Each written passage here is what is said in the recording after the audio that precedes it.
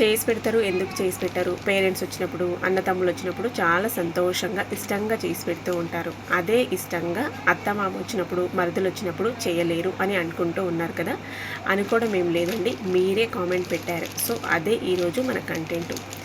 దానికి నేను answer ఏమిస్తున్నానంటే, so నేనైతే అలాంటివి ఏవి పట్టించుకోను. ఎందుకంటే నేను జాయింట్ ఫ్యామిలీ నుంచి వచ్చాను. నాకు ఫ్యామిలీ పెద్దగా ఉంటేనే చాలా ఇష్టం. కానీ మా అత్తయ్య, మామ వీళ్ళైతే అసలు రావట్లేదు మా దగ్గరికి.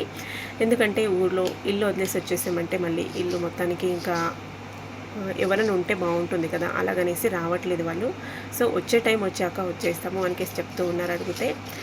సో మనం మొత్తానికి మనం ట్రీట్ చేసే విధాన్ని బట్టి ఉంటుంది. మనం పేరెంట్సే అని అనుకొని వాళ్ళ దగ్గర వాళ్ళు ఏం చెప్పినా అది చేస్తూ ఉంటే ఏం ప్రాబ్లమ్స్ రావు.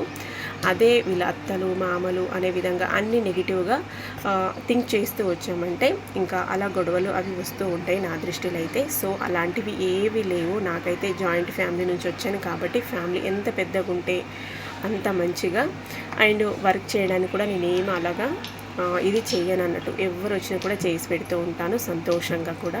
సో మీరు అది థింక్ చేయడము అండ్ మీరు పెట్టిన కామెంటు కొందరి దృష్టిలో అది అంటే కరెక్టు, కొందరి దృష్టిలో అది, నా దృష్టిలో స్పెషల్లీ అది అసలు రాంగు.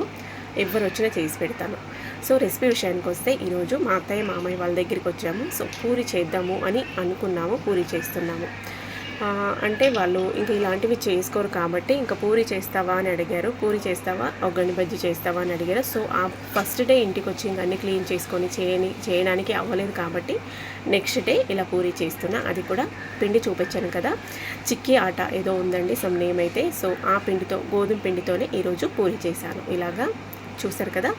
నేను ఇక్కడ ఈరోజు పిండి కలుపుకున్నప్పుడు పంచదార వేయలేదు, నూనె వేయలేదు. పిండి ముందుగా ఓన్లీ ఉప్పు వేసి, నీళ్ళు వేసి పిండి కలిపేశాను. అండ్ మంచి కలర్తో చాలా సాఫ్ట్గా వచ్చాయి పూరి కూడా. సో రెసిపీ అయితే చాలా బాగా కుదిరింది. అండ్ సాగు కూడా చాలా బాగా వచ్చింది. బట్ బంగాళాదుంప ఒకటే కొంచెం మెత్తగా ఉడకలేదు. మేము కర్రీ ఇలా చేసుకోము, అంటే వేరేలాగా ఉంటుంది అని అన్నారు. సో నాకు ఇంకా బంగాళాదుంప కరెక్ట్గా ఉడకలేదు మామ, అందుకే ఇలాగ అయింది అని చెప్పాను. దానికి కూడా వాళ్ళు కూడా ఏమీ తింటారు, ఎలా చేసినా తింటారు. అండ్ నేను కూడా నెగిటివ్గా అస్సలు తీసుకోను.